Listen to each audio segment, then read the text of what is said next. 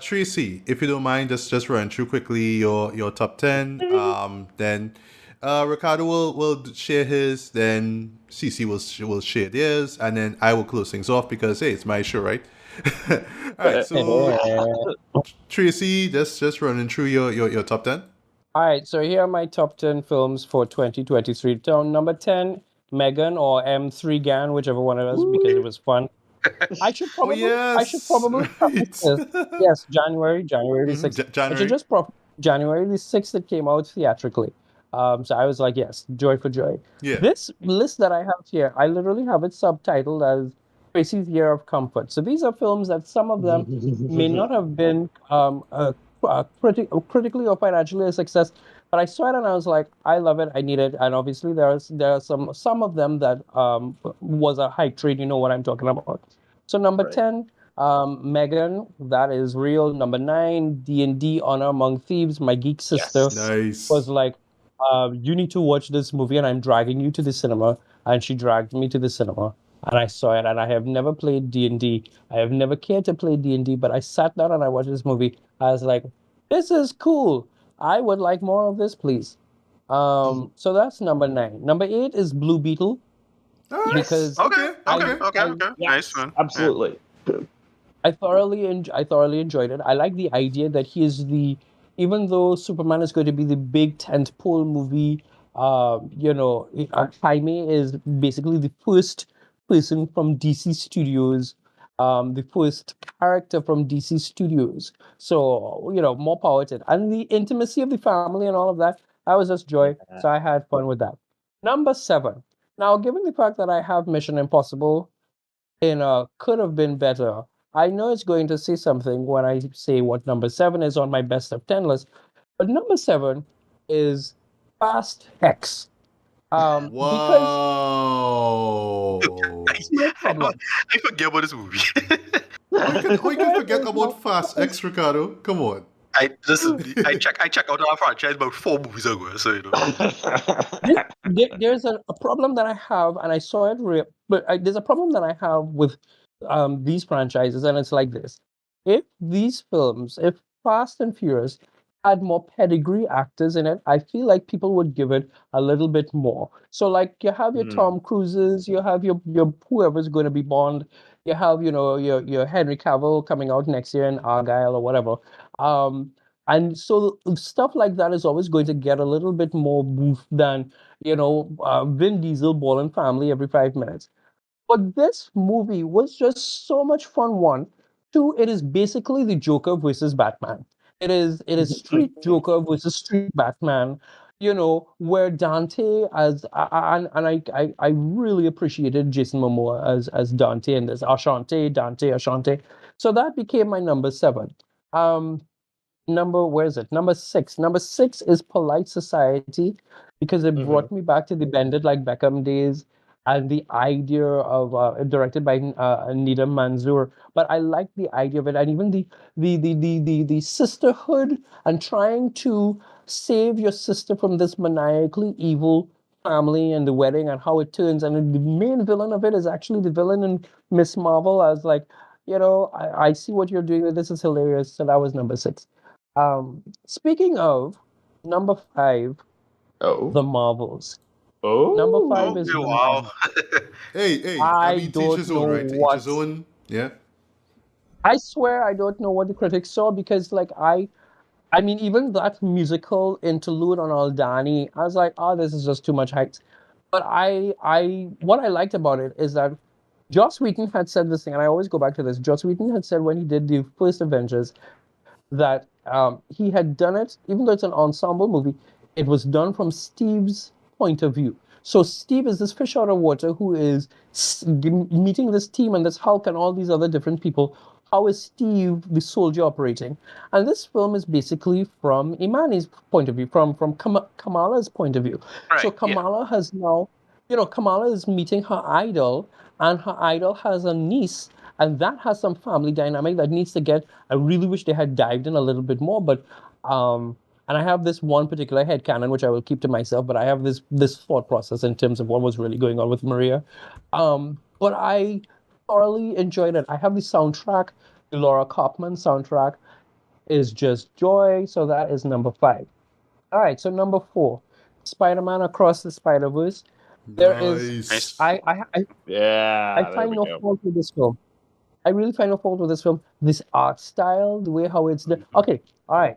So this is a two-parter because we know that there is the finale is coming out whenever it's coming out. But this felt like a whole film, even though we Yeah. know that it's coming out. Right. Yeah. So you see why I still have a problem with Mission Impossible: Dead Reckoning. Yeah. But Yeah, Spider-Man because Across it's the a much stronger Spider-Verse, cliffhanger. Yeah. yeah, and you still feel like a wholeness. It's like, oh, okay, we know that there is like this thing is happening, and we have to go and save Miles and deal with all these scenes that's going on there. But it was still a vibe. All right, which brings us to my top 3. My top 3 had me in hype mode. Had me in hype mode for the whole year. Some more than others, as you all will very well know. So number 3 is The Hunger Games: Ballad of Songbirds and Okay. Snakes. Wow. Alrighty. Alrighty. Okay. I thought it was right. Here's the thing. I don't have the physical book, but I did get the audiobook. And I sat down and I moved around, but I had the audiobook. And all throughout the audiobook, I had 2 things. One was like, Coriolanus is an idiot. This man is a muck. And seeing how he moves into becoming the dictator president that we know and hate and love through Donald Sullivan is just joy. And I will throw these 2 things out. One, Susan says that, and everybody around Susan says she's not doing another book or anything like that unless she thinks she has something to say. So she did the Ballad of Songbirds and Snakes, and she had something to say, and she did it out there. It doesn't feel like her, and forget her political things aside, it doesn't feel like her magical compatriot who will send out a tweet and say things like, Right. did you know that Harry likes vanilla ice cream? And then suddenly Warner Brothers does a whole video game Right. on collecting a video ice cream. You know that kind of auditionist? This Yeah. felt like, oh, you had something that you needed to say. You said at the end. And even though this was the 10th Hunger Games, it is the first Hunger Games as far as I'm concerned. It is the first where you finally get the tributes get the tributes get stuff a little bit more. They get a little bit of Right. money because Dean Highbottom gave us some money at the end. Stuff that they didn't touch on. Stuff happened in the books, like at the end of the books when he's talking to Volumnia Gaul. He's the one who introduced the idea of making it mandatory through viewing in all the districts, because the districts, some of the people in these districts, they wasn't watching TV, none of them knew. And then what they had done in the book was they wiped all coverage of 10. So the only person who has a copy of it is Dr. Volumnia Gaul in her closet, in her wardrobe, in her whatever it is like that. So it allows now for Lucy to veer into obscurity, except for maybe in the memories of 1 or 2 of her friends, but that was it. So, and I have both soundtracks, which is absolutely joy. And I've never really cared to listen to anything from Olivia Rodrigo, not because I don't like Olivia Rodrigo, I just feel like she's not for me. But You Can't Touch Me, Hold Me Now, or whatever the name of the song is just prime. And anything Rachel Ziegler sings in that soundtrack is just joy. So that's number 3. Number 2 is a bit of a toss-up, because I have been memeing and making a set of old noise about these 2 movies from since they said that they were going to do these 2 movies. So 2 and 1 is basically the Barbenheimer Award, with number Yep. 2 number number 2 I am giving, and I'm only putting this at number 2 not because it doesn't deserve number 1. It's actually interchangeable. But number 2 is Oppenheimer. Not Number 2 is surprised. Oppenheimer. It is brilliant. So here's what I did. I dressed up. I have my pink I Survived Barbenheimer t-shirt. I went into the cinema on opening day. I dragged my geek sister because when I saw Dungeons and Dragons, she's started to groan and she's like, I know you're gonna drag me to see Barbie, so I accepted. Because she doesn't consider herself a Barbie girl, but whatever. And I saw Oppenheimer first, and then I saw the other one, and that movie is I'm the word in my brain right now is transcendent. It is just absolutely delicious. The way how Christopher Nolan decides to go and make in essence, the bomb without the bomb so that we can have a visually stunning film. The way how even the scenes that jar you, like that, the sex scene in the testimony room, like, well, that little bit, it's like, oh my God, it's nothing feels gratuitous, nothing feels lazy, and it is because of that it is up on my top films. And naturally, number one, my number one film for 2023. It's amazing that I number 10 is a doll, and number one is a doll, and I'm only now realizing this. Mm-hmm. Is Barbie. This movie, because I remember for years, literally seeing the news. It's like how it is with He-Man.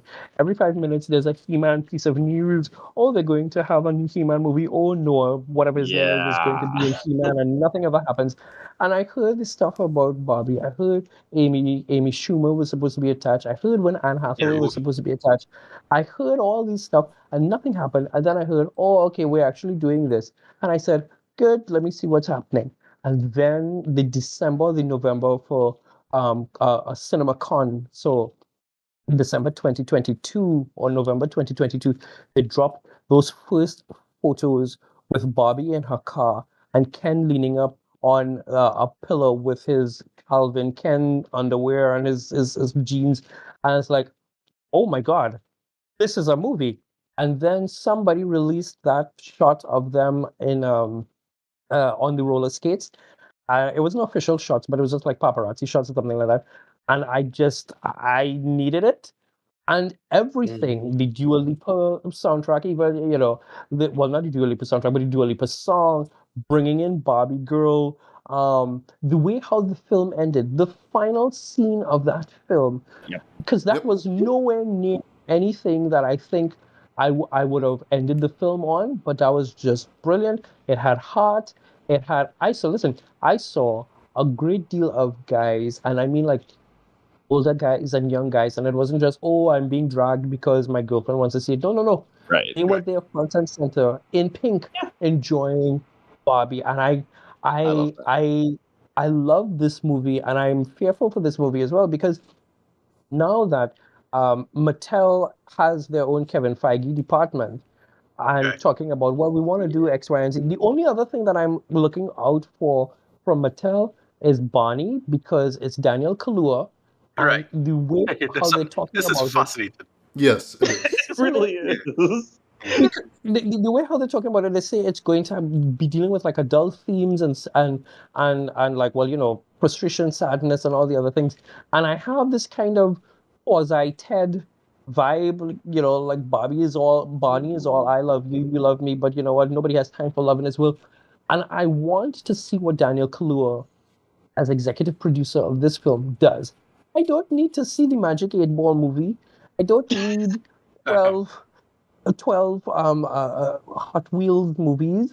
I don't need to see Barbie 2, 3, and 4. Greta and Margot said it right. Everything that we needed to say, we said in this movie. And even when the executives themselves were not thrilled with some of this stuff, they were open to the idea of, let's see how this works. I don't need and don't get me wrong, I love the MCU, I love DC, but I don't need to feel like an MCU cash grab from Warner Brothers, where it's like, let's everything and the kitchen sink. Bobby was good. The end, it was. I don't even need to see, because people are doing this thing now where, okay, so we had Barbenheimer, the next one was Saw Patrol, and I was like, I no, just let it die. So that's my worry. But the film and the soundtracks, plural, it is delicious. Charlie XCL.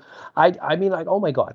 So that's my top 10, from Megan at number 10, the Marvels at number 5, Marvels at number 5, to Barbie and Oppenheimer Oppenheimer and Barbie as number 2 and number 1. That's it for me for 2023. Nice. All right, Ricardo, your top 10 best movies. Oh, sure. All right, so, going from number 1, back to number 10. Number 10, Paulina Ken, Barbie. Really like this movie.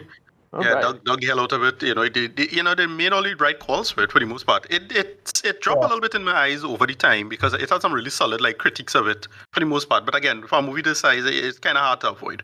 Anyway, number 9, How to Blow Up a Pipeline. This was really engaging. I really enjoyed this movie. Just solid stuff across the board for it, and it just was intense, and it really works. Number 8, Riley. Nice. Really enjoyed this movie. Thoroughly enjoyed it as a great, just nice romantic comedy. It's really funny. Black British, Black Caribbean British. A lot of it works, and it just come together so well. All right, number 7, Maestro. All right. Yeah, that shocked me. Bradley Cooper really do you think, Judd? I was so shocked at how good this was. It just works so well. Again, using Leonard Bernstein's career and then using the movies that his music is part of as the aesthetic for the film itself. Wow. It kind of good. I thought it was great, and Bradley Cooper really improved as a director. The last movie he did was what is A Star's Born. Stars Born, right? Stars Born felt a bit amateurish. It good, but it felt like amateur. This felt like he really came to his own as a director, I find, and it really was excellent to me, in my opinion. Number 6 has a tie. So number 6 has a tie. It's 2 movies. We Clone Tyrone. All right, loved it. Thought that was great. And then El Conde. Nice. Yeah. Conde was kind of hard. I love Pablo Larraín, great director. A big fan of No. Big fan of the movie he did with Natalie Portman. The Jackie. Jackie, yeah, great. Yeah, but didn't really feel the Diana movie. But this is how you had to do it, Judd. Yeah, this is really fantastic. Number 5, Guardians of the Galaxy, Volume 3. There you go. Nice. Yeah.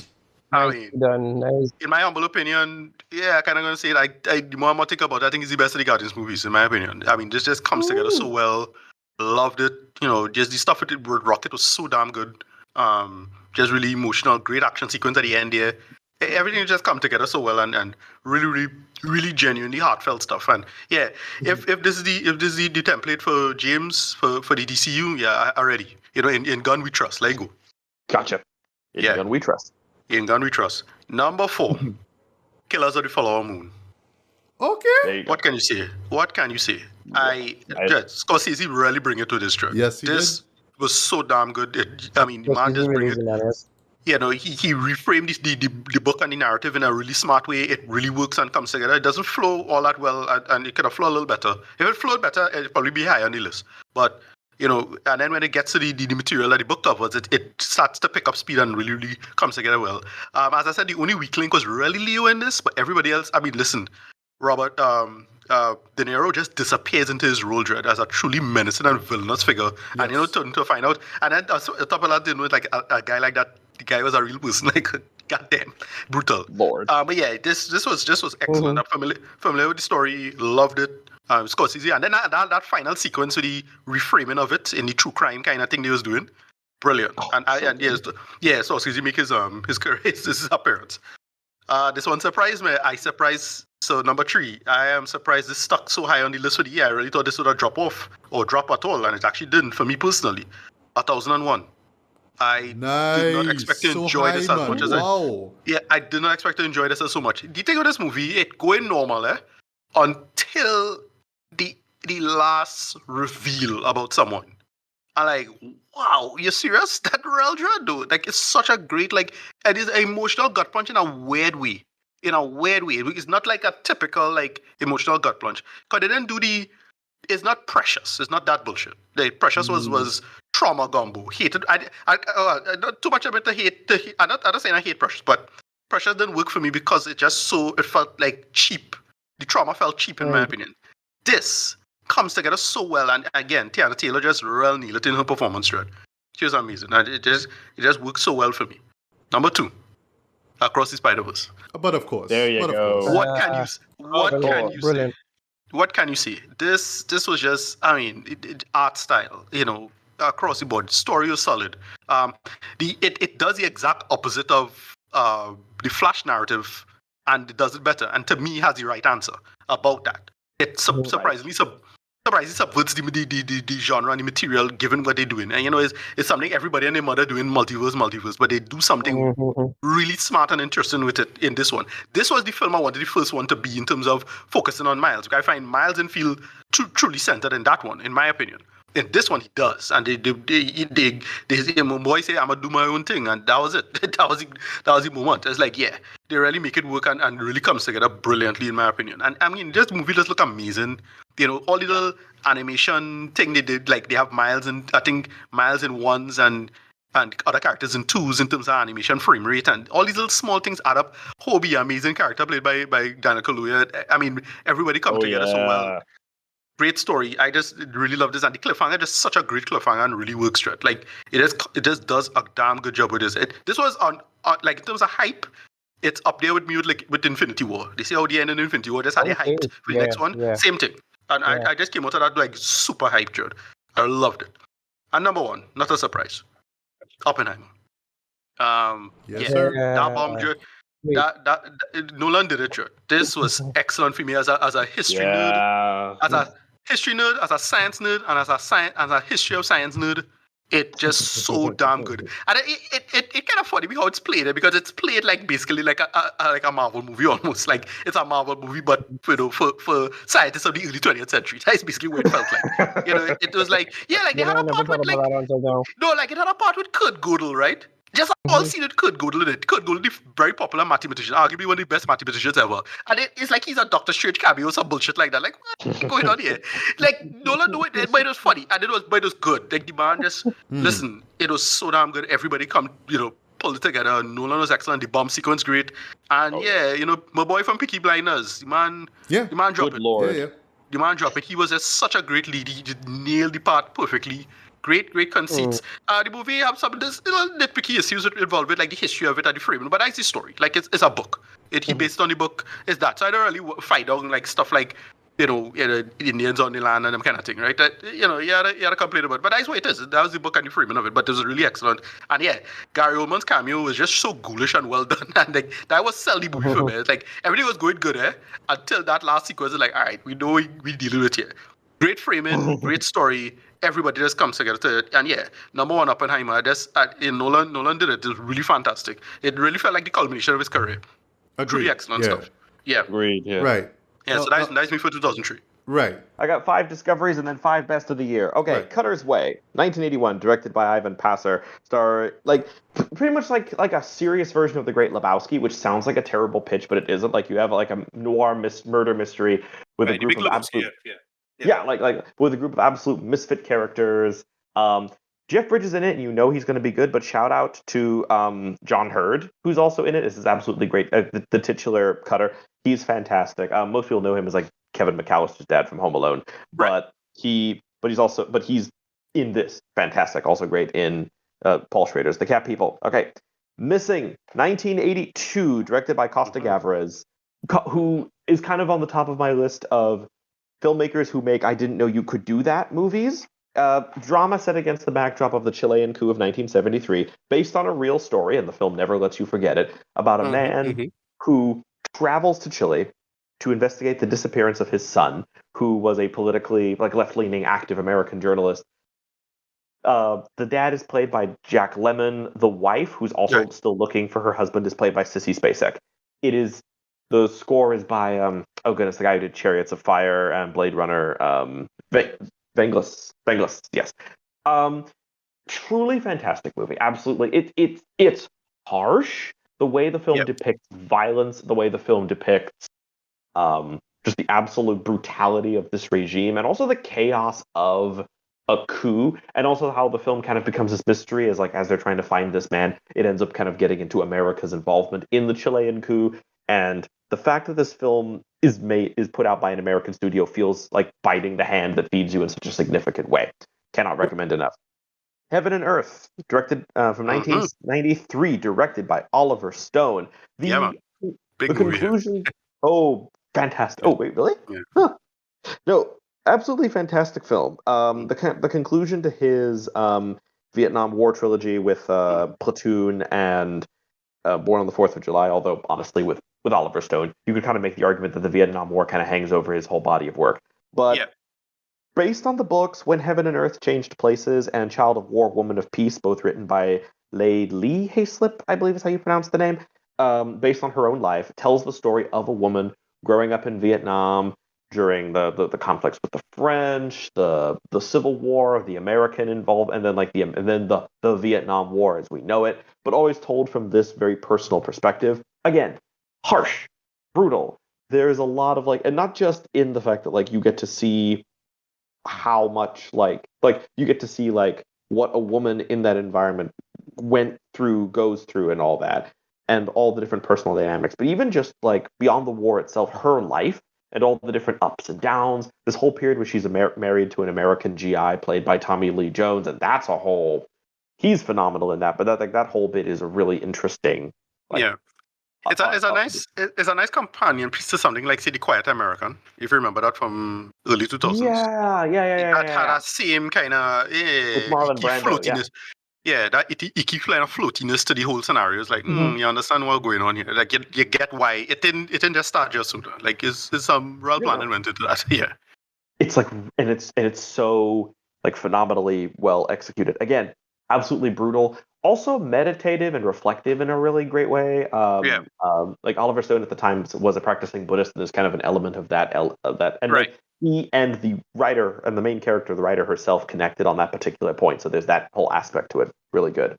And then from 2001, this is one that I was watching a video from the channel Lady Knight the Brave. She was interviewing a man called Rich Brownstein, who had just written a book called Holocaust Cinema Complete, where he looked at over 400 movies. He tried to make the most complete book on Holocaust cinema ever made. So he looked at over 400 films, both for television, both theatrically, from all over the world, from all these different decades, and reviewed every single one of them. And in some point in her interviewing him, because they were talking about bad Holocaust films, but she asked him, so of all the films you watched, what is the best Holocaust movie? And he said, my pick, Conspiracy, 2001, directed by Frank Pearson and released on HBO, with a cast including Colin Firth, Kenneth Branagh, Stanley Tucci. The premise is simple. It's like the most evil version of something like Downton Abbey you could ever imagine, right? Because it's about the meeting where the Nazi high command got together at a nice country house outside of Germany, planned the Holocaust. The script is based on the actual, the only surviving record of the meeting, because most records were destroyed. Yeah. And they shot in the actual house itself, and there's this meticulous attention to detail. It's a movie that is so vile and so hard to watch at times, because you're sitting there watching, and they get into. Here's the thing with this movie: you don't have actors you'll just incredibly side eye from here on in because of that movie like this. Yeah. Stanley Tucci in this. Oh my God. Kenneth Branagh in this. Kenneth Branagh in this. But Tucci does casual, casual as it too. I think for me the bit that hit me like a gut punch was Colin Firth's character of there's this weird thing where you think he's against all this, and then he kind of reveals his true colors, and no, he's not against this. He just thinks that they need to go about it in a more legal way. He's not. He doesn't care about Jewish people as people. He cares about the legal precedent that genocide would say, and that is disgusting. This is a movie where I had this weird involuntary response where I almost threw up at one point just watching. Nothing gross happens. It's a very cold, distant, very matter of fact shot movie. But there's this bizarre. I felt this bizarre involuntary nausea at one point while watching. It is one of the most difficult films I watched this year, and I cannot recommend it enough. Great recommendation, but yeah. And then this is don't have much to say about this one, but this is a late to the party type movie. I cannot believe I had not seen this before, but I highly recommend it. Spotlight, 2015, directed by Tom McCarthy. Yeah, love this movie. Absolutely fantastic. Obviously, for me, as far as being an investigative journalist movie, and one that made me realize that I probably like this genre a little more than I give myself credit for. I need to watch more. But at the same time, as I've earlier seen Tom McCarthy's film The Station Agent with Peter Dinklage, And Okay. it's amazing to see the his dramatic sensibilities, his sense of character, his ability to kind of understate, and his attention to writing all translate so well into a movie that like it's kind of perfectly rated. Like it's not underrated, it's not overrated. I think it is perfectly because I think we all agree this is a fantastic movie. So yeah. Mhm. Yes, Ruffalo is great in this. Like, I was surprised how good He Ruffalo was in is! this. Yeah, Ruffalo is excellent in this. Like, you forget, oh, yeah, right, it's Hulk. Oh right? yeah, You Mark forget. Ruffalo's in this movie. He's like, but he's good. He's good in this, really good. Because the ending is great. When he had the bell dog, it's like, come Oh on, yeah, like, get serious about this, dude. that meltdown scene is absolutely fantastic. Yeah. I mean, I feel like it's an ensemble cast, but every single character has a great dramatic moment, and I kind of love that for ensemble films. And I have a weakness for that kind of thing. But then, here we are, 5 best films of the year, and there were quite a few honorable mentions, but I feel like I tried to shout them out when you guys brought them up, like Spider-Verse, Dungeons and Dragons, things like that. But like films I also would have or Blue Beetle, films that I also gave 9s and 10s, but like just really loved. But my personal favorites, top 5 of 2023. Number 5, Taylor Swift, The Eras Tour. Nice. I was going to see it, but because it's out on the show right now, but I didn't get the time, unfortunately. Forget to put. It slipped my mind to put this in the honorable mentions. Yeah.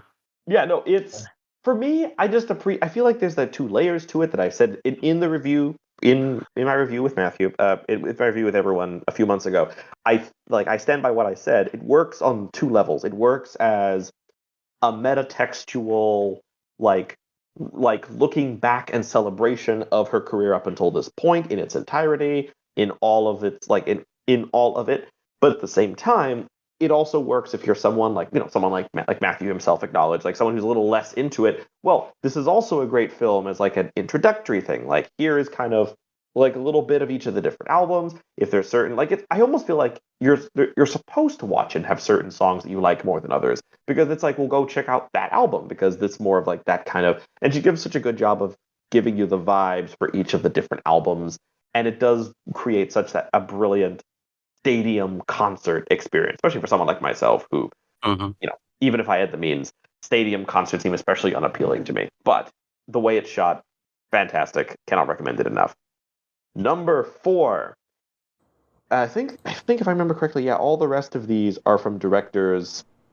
Like 3 of these are from directors that I already loved, and then one of them is from a director that I had to reevaluate because of this movie. And some people kind of know this one already. But number 4, a director I already love, but man, he blew me away yet again. James Gunn's Guardians of the Galaxy Volume 3. But of course. Absolutely. I feel like every year James Gunn has released a movie since Guardians Volume 2 came out. It has somehow made its way, like Guardians Volume 2, it has somehow made its way into my top 5. And unless the man has some absolute left turn out of nowhere, I don't see that changing anytime soon because he only gets better. I was thinking about that because I actually am working on a whole paper essay because I want to look at the Guardians trilogy as a trilogy and how the construction is absolutely flawless from a narratology perspective as a trilogy. And the thing that blows my mind is if you watch them, you can see the progression of a filmmaker who only gets more confident, more sure of himself, more bold, and even starts to play with certain things. The dynamism with which 3 is shot compared to 2 and 1 is breathtaking. And 2 was absolutely breathtaking compared to 1.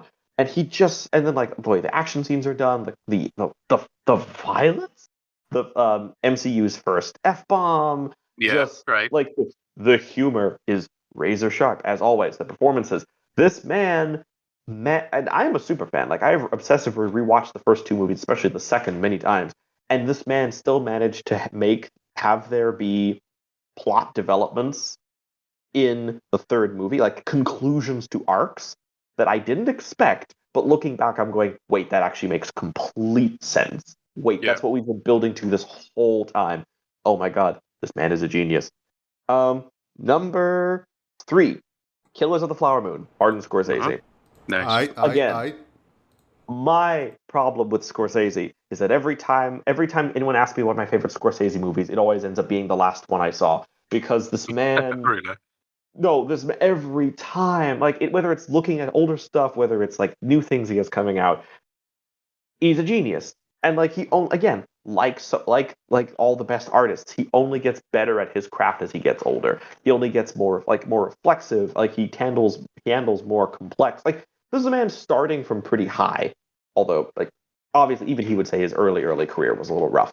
But this is a man who started off in a great place and somehow still manages to only get better as he gets older. Like his themes are more reflexive.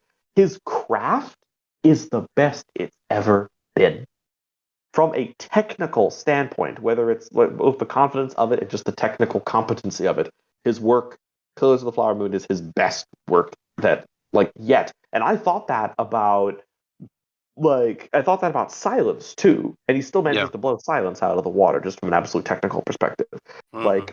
And then he still tries completely new things.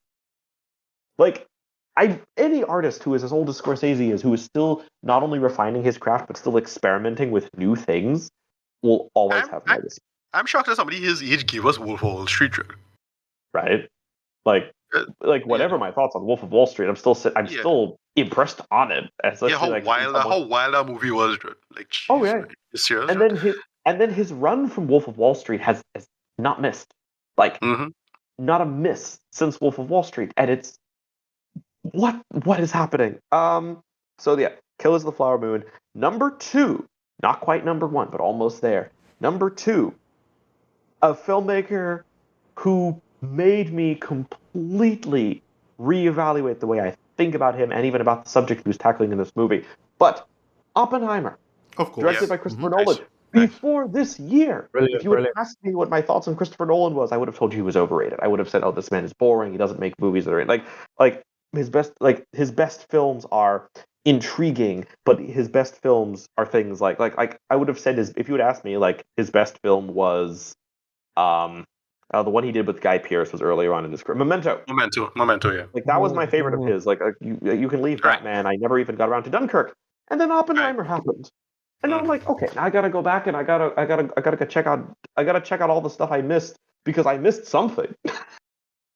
What happened here? And I love a filmmaker any artist who forces me to reevaluate the way I thought about them. Anyone who can be like, I think you took me for granted. Boom. It's like, oh, wait a minute. I need to go think. I need to go sit and think. Mm-hmm. Also, just the film also even the film itself captivated me in a way that I wasn't expecting. I don't know very much about Oppenheimer. I didn't know very much about I knew a little bit about the development of the bomb, but I didn't know the most, and I wasn't there are other things that I am more interested in, and yet I am compelled for 3 hours. And I'm still in that place where I want to know more. I'm actually curious. I'm actually caught up in all these different figures, and in Oppenheimer himself. And that last line of the movie, I haven't stopped thinking about it since I saw the movie. Even other movies, even other ones on this list that are probably higher on I made it onto my list of all-time favorites. There are movies, but I still can't unthink that line that just kind of lives in the front of my brain, and the way that Cillian Murphy delivers it. Another person I need to check out more of, apparently. And just very slept on. Just everything. But then that brings me to, and this may be recency bias, who knows, it might go down later, but at this moment, if you ask me what my favorite new film of 2023 was, as of now, Priscilla. Sophia Coppola. Wow. Nice. Okay. I thought you were going to, say Barbie, but No. I love Barbie. Don't get me wrong. Absolutely, Barbie was another. It was my honorable mention. I really dug it though. It was smart decisions. Oh, I feel bad that I didn't see it in time for this list. One thing I liked about this, to mention about Priscilla, right? We had the Baz version of Luhrmann, was it? Yes, Baz Luhrmann's Elvis. Baz Luhrmann's version of Elvis Presley, but this one plays him straight. So that's the caricature of Elvis. This one is the real Elvis, and this dude was great too as Elvis. Oh, so Jacob Elordi. Oh my god. Yeah, I was but the first thing I noticed because the other one, I forget the actor, Hindu. It's slipping my mind right now. Butler, right? Thank you. Yeah. Yeah. he's a caricature of Elvis. He play Elvis good, but I want the Yeah. popular that version. Right, he plays This the myth, guy, yeah. the myth, Yeah. right? This guy is like, yeah, Elvis was kind of a weird asshole when you're ready to think about it. Right. And they nailed that. They nailed that. Oh. I think this movie, Dread. Wow. Because that's some super uncomfortable moments in this too. Because like, remember they had a big age gap there, so it's like, right. Oh yeah, no, and like here's the thing about the movie. The movie is so confrontational with that fact. Like the movie does not let you forget the age gap and how uncomfortable. Like not just the age gap, but the power imbalance. Yeah. Like the fact that like not only is she like so much younger than him, but also like he is Elvis Presley at some of the peak of his popularity, and she is defined by the world at large as like Elvis's wife. Like, oh, that's the person on Elvis's arm. And the movie does such a good job of putting you within her perspective, and you so a couple critics have said that Sofia Coppola's thematic interest is gilded cages, and I cannot think of a movie that summarizes that better than Priscilla. Because like when she first gets to Graceland, because again you're in her perspective, you do feel that excitement, you do feel that, oh my god, it's Graceland, this where an hour later you hate this place. You hate it so much. Like you are like you see, especially since the film does such a good job of like keeping the camera mostly inside. There's a lot of looking out through windows. There's a lot of repeating shots of similar locations over and over to emphasize this monotony and this captive, imprisoned feeling.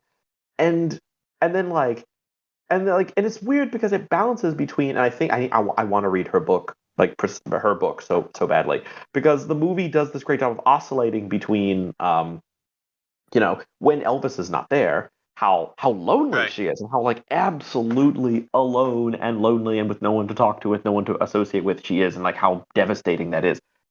But then when he's there, it's not better, it's not great, it's not. I will never recover from the scene where she. Well, the fight scene, the scenes are just absolutely like the bit where he throws the chair at her is absolutely like woof. But then the bit where, it is revealed and is announced that she is like pregnant with his child, and then he starts talking about maybe he wants a break from the relationship. I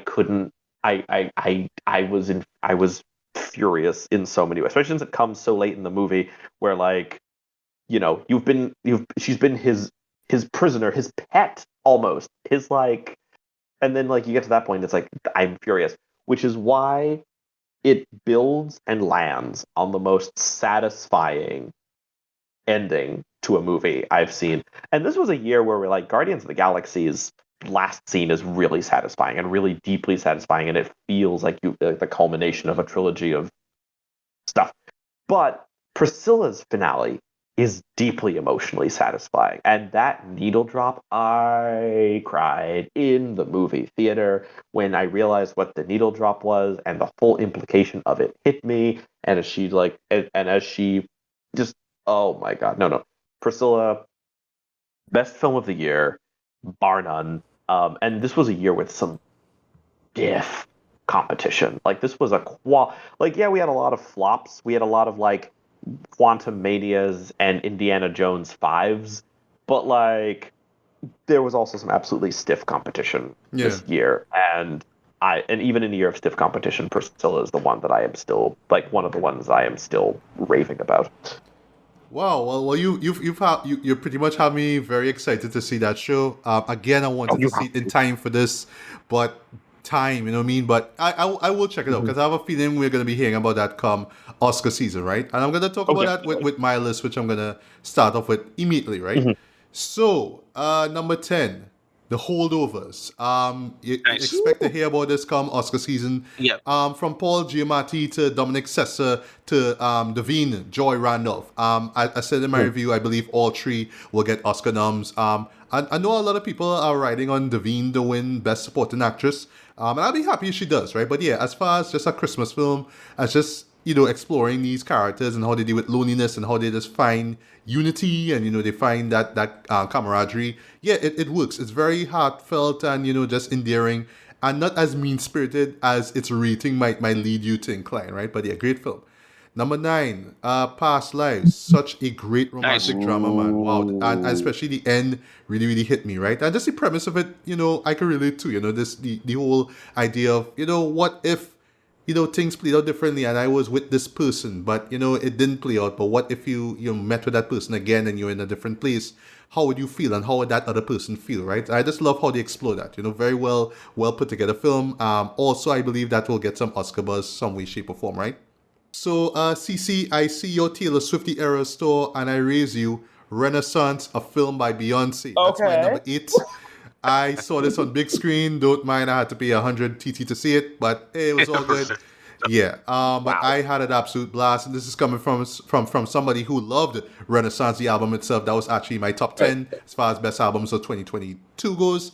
Yeah, and just seeing it, executed, or I should say performed, was great. But there was also like this great behind the scenes look at Beyonce and her life and where she is, not just as a wife, but as a mother as well too, right? And as a performer, and where she, how satisfied she pretty much is, right? But yeah, it was just an absolute blast just hearing that, just the music that's blasting through those speakers. And yes, I could forgive the ticket price because yes, I was entertained from start to end. Absolutely love that film, right? Number 7, Mission Impossible: Dead Reckoning Part 1. Oh. Yes, leave it to Tom Cruise to get us to go back to the Bobby theaters, with that right? tool. Yeah, Bobby with that too, right? And on that bike as well too, because yes, even when you see it in the trailer, your jaw, you sort of lose your breath. But when your jaw drops a bit. But when I saw it theatrically, I lost my breath. Yes, I'm talking about that moment where he drives off that cliff. Yeah, I was like, you know what I mean? Even though I know he's gonna be okay, right? But it was great, right? And I can understand why why it has to be a part 1, but I kind of like it in the sense that it's sort of treated like a like the TV series that it was based on. It's a to be continued, right? It's a 2-parter, right? That's pretty much what it is, right? Right. But yeah, Tom Cruise and Christopher McQuarrie still find ways to just evolve and just keep this franchise going strong, man. Right. I don't know how things are gonna play out after part 2, but hey, I guess you'll see, right? Number 6, please forgive me for the placement for this, but I really wanted to put it here nonetheless. Guardians of the Galaxy Volume 3, man. Talk about Nice. a great There we way go. to conclude the series. James Gunn just took bold risks. Just the mere fact that you had Peter Quill say, "Get in the fucking car." I was like, wow, this is where we at, Gunn. This is where we at. All right, boss. Okay. All right. But not just that, but just giving us this truly menacing villain though. And just Dear fleshing out Rocket's story so much, boy, like to the point of bringing out the man tears out of me, boy. And yet still, it was just loud. It was entertaining.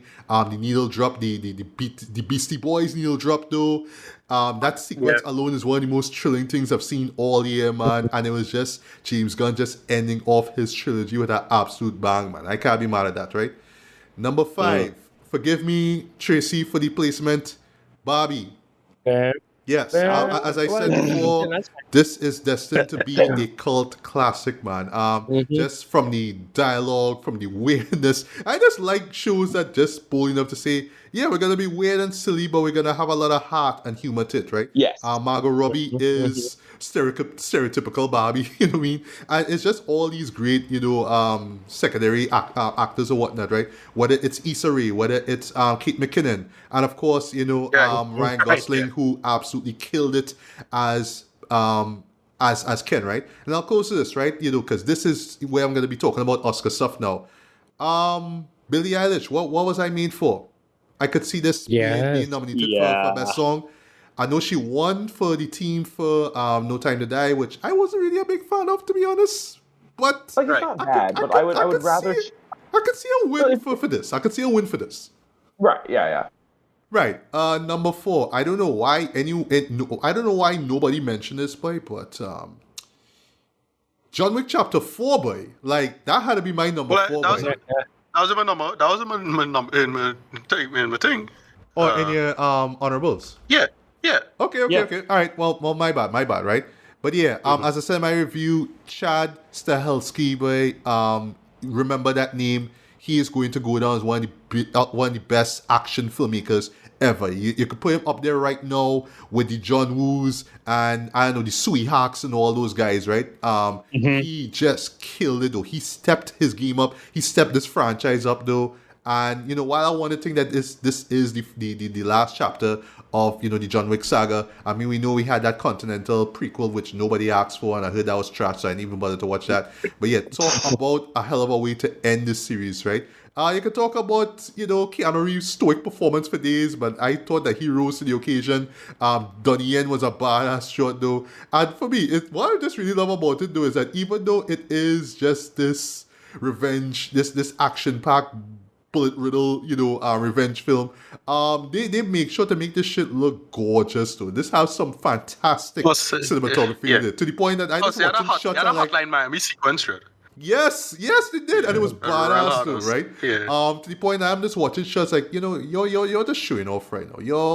You're just showing off. You're just hey, look at me and look at all these great shots. I'm filming in Paris. Look at the Eiffel Tower, man. Meanwhile we have this epic gun duel. Look at me. But nah, I was like, yeah, flaunt that shit, right? Flaunt that shit. He killed it. Everybody killed it. Love that film, right? Number 3, Spider-Man Across the Spider-Verse. Talk about stepping the game up. Talk about raising the bar. The bar was raised so high, boy, that Paramount watched them, and I know that the film was made around the same time. Paramount watched them and it's like, all right, this is what we at, and then they dropped, Ninja Turtles Mutant Mayhem, you could tell, right. like those guys watch what they did with Into the Spider-Verse and say, okay, this is how the bar is. All right, we're gonna do our own thing. You know what I mean? But yeah, this show kept, just has just so much intricate moments. So there's so much bits and pieces of things that you wouldn't notice upon first viewing. Sorry, but yeah, story wise, animation wise, vocal wise, music wise, right? Because as I mentioned in my music list, my best albums list, love the soundtrack. That actually made it to my top 20, right? And the cliffhanger, boy, holy shit, I cannot wait for this. I cannot wait for what it is, right? I forget. It's Into and Across and Beyond. I think it's Beyond. Yeah, I could be wrong, right? Yeah.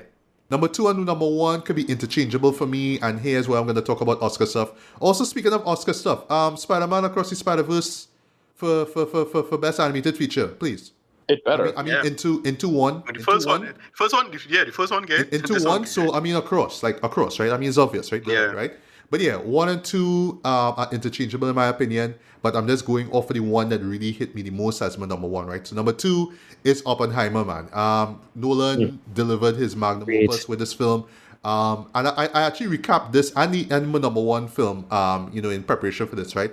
And I'm just amazed at just how, it really takes a strong mind, though, to just put all these elements together. I'm talking about direction, I'm talking about cinematography, music, acting, all that stuff, though. And you could tell that Nolan really had a part to play in just making sure everything was just fluid from top to bottom, right?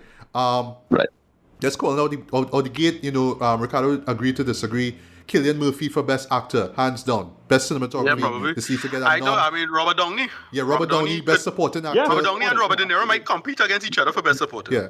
Best film editing. I am rooting for Oppenheimer. I'm rooting for this though. Like the editing for this boy, my God though, it's so superb, right?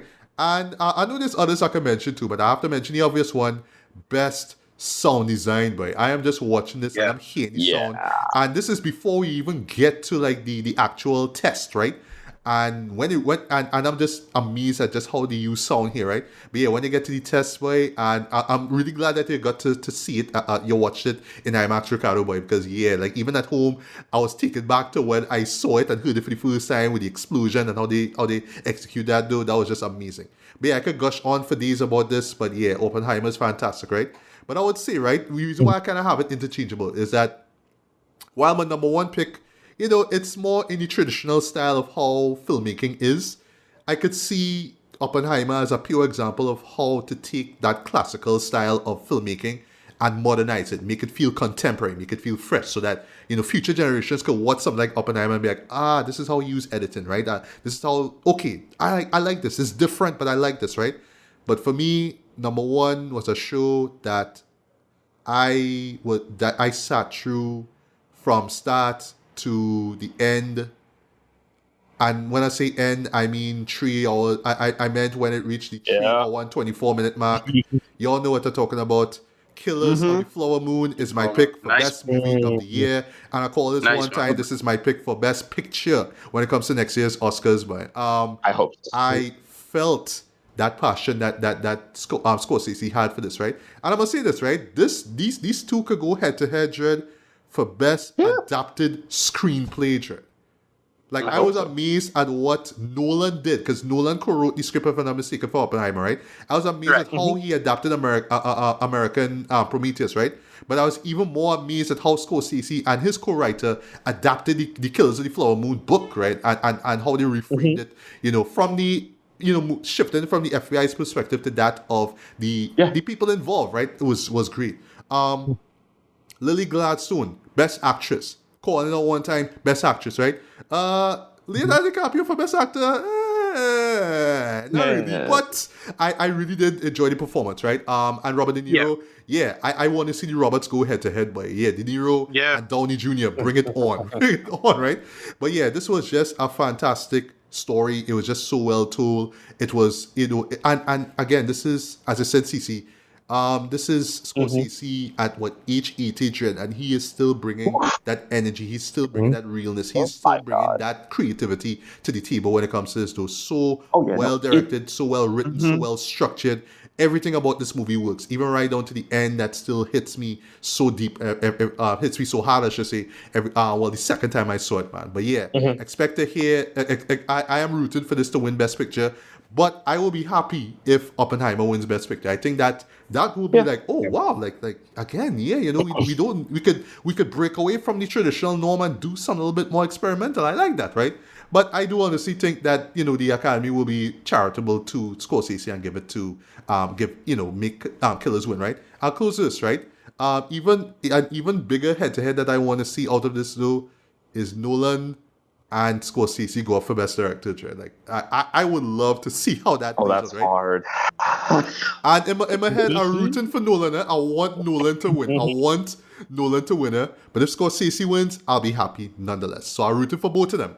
If either one of them win, I'll be so happy, man. But we got two great movies out of them. But for me personally, Killers of the Flower Moon, hands down, is the best thing that I've seen all year. Love that film. Can't recommend it enough. And just lastly, in terms of the runtime, yes, they're long, but don't say, oh, they're too long, so I can't watch those because they're too long. No, it's just the story is so well told, but you can now watch it in the comfort of your house. You could do like me and pause the show when you're feeling the little lull and whatnot. Go do something, come back and watch it. But trust me, once you're engaged, though, it'll probably be really hard for you to pause either show because they're so great, right? But that's my list. Killers of the Flower Moon, number one. But maybe on other days it could be Oppenheimer, right? So I just love the fact that I have the two of them. But I did not want to tie them. I personally feel it would be unfair if I tie the two of them. But they're still masterpieces in my opinion. So I can't recommend those either. Nice, man. But man, it was great once again, chatting about, best stuff and worst stuff with you guys. So thank you so much for coming through. I mean, 2023 was a pretty great year for movies nonetheless, right? I mean, we saw the end of the DCEU and we saw some other things take place, but, we still got some great films out of that, right? And I'll just close this, right? This, like, for me, the biggest highlight of 2023, cinema-wise, has to be Barbenheimer. The mere fact that people went in droves to see a film about a man who pretty much brought about... Yeah, no, but Barbie and... I think it's... Barbie and Mario is like, what, the only two movies that made $1 billion this year? I think so. I think so, yeah. I think so, yeah. Across $1 billion. But I mean, two shows which are significantly different, but also similar at the same time, right? When you really think about that, I mean, that to me is the biggest highlight, movie-wise, of the year, bar none, man. So yeah. Is this going to be the first year where the animated film that makes over $1 billion isn't a Disney movie? In a while. Look at that, yeah, possible. Yeah. Wow. Yeah, but this was a really interesting year as far as film goes. So I don't know what we're gonna get come 2024, but here's to some more fantastic films, and God willing, we can meet up, before year's end, and share our thoughts on a majority of them, right? And yeah, that's pretty much about it. So once again, guys, good morning, good afternoon, good evening, good night, whenever you're listening to this. This was Machi Billy and Ricardo Medina. Thanks again for coming through. We had a great year of BBB Radio. Here's to another year. CC Lurford, thank you so much for coming through and dropping those film discoveries, man. This is why I wanted you there in the first place, man. You know, just hearing that passion when it comes to, you know, your cinephilia, you know what I mean, inspires me. A real talk, it really does inspire me, right? And Tracy, of course, you know, I know, you know, you went through, you know, your little troubles with the under the weather and whatnot, but I'm still glad that you still came through to gush about your favorite films, man. And, you know, prayers up, you know, come 2024. Anytime. Yeah, I mean, here's to another Barbenheimer or something of a similar manner. You know what I mean? I don't know what we're going to get next, but I'm excited, man. I'm excited for 2024, man. Same. Yeah, for sure. There's some absolute gem, like films that are coming out next year that I'm really like. We're not ready for Dune Part 2, I don't think. Dune Part 2, I'm losing my mind for about, and then like I'm excited for the Bike Riders, and then there was another one that I'm really excited that's coming out next year. Furiosa coming out next year? Yes, Furiosa also coming out next year. Yes. Yeah, so we're gonna get some slaps. We're gonna get some bangers next year, and I'm excited for that, right? So until the next one, take care. You know, Caesar's greetings. Right. Have a happy and safe and blessed 2024, and have a happy new year nonetheless.